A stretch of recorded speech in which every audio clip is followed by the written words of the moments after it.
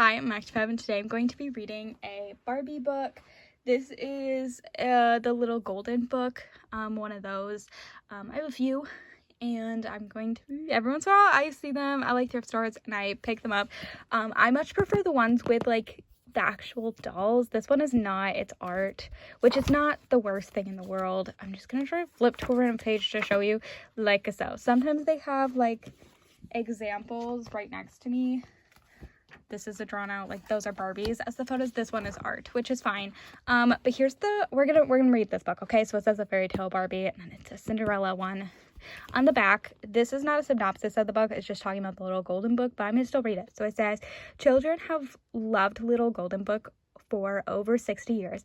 They have written their names inside each front cover and delighted in the colorful pictures and wonderful stories. Thanks to the happy hours spent with such book as the Pokey Little Puppy, many children have developed a lifelong love of reading.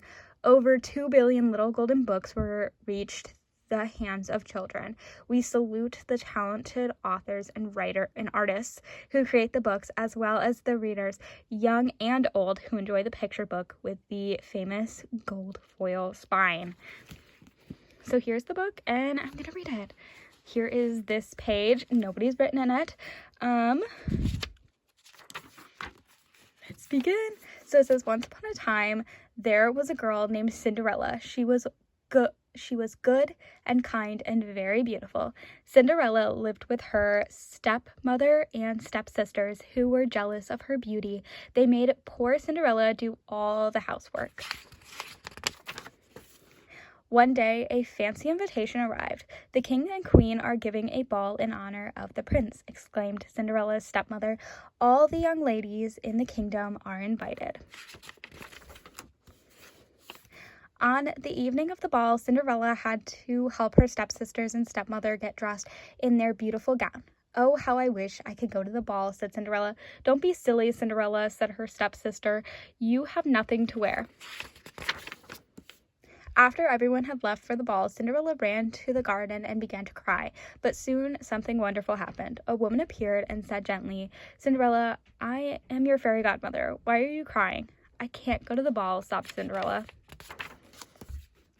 Of course you can go to the ball, said the fairy godmother. With a wave of her wand, she turned 4 mice into horses, a pumpkin into a carriage, and a cat into a coachman.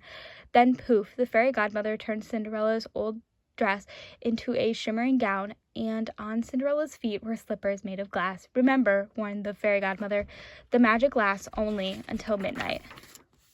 After the prince saw Cinderella enter the palace ballroom, he danced with no one but her. But all too soon, the clock began to strike midnight. Oh, I must go, cried Cinderella. As Cinderella ran from the palace, she lost one glass slipper, but there was no time to pick it up. At the final stroke of midnight, Cinderella's gown turned back into her old clothes. The next morning, the prince sent a grand duke through the kingdom to find the owner of the tiny glass slipper. When it was the stepsisters' turns to try on the slipper, their feet were much too big. I'd like to try on the shoe, please, said Cinderella shyly. Ever so gracefully, Cinderella slipped her foot into the tiny slipper. It fit perfectly. Cinderella and the prince soon married and lived happily ever after. And that is the end of the book. It was definitely very short, but there it is. It's a little Barbie, but it's definitely more Cinderella than it is Barbie, but I still love the front cover, so I'm not mad about that. Anyways, thanks for watching. Such a short little story, but nonetheless, I enjoy all my books that I have, and I will continue to pick up little random Barbie books that I find at the thrift store. Anyways, thanks for watching. Bye!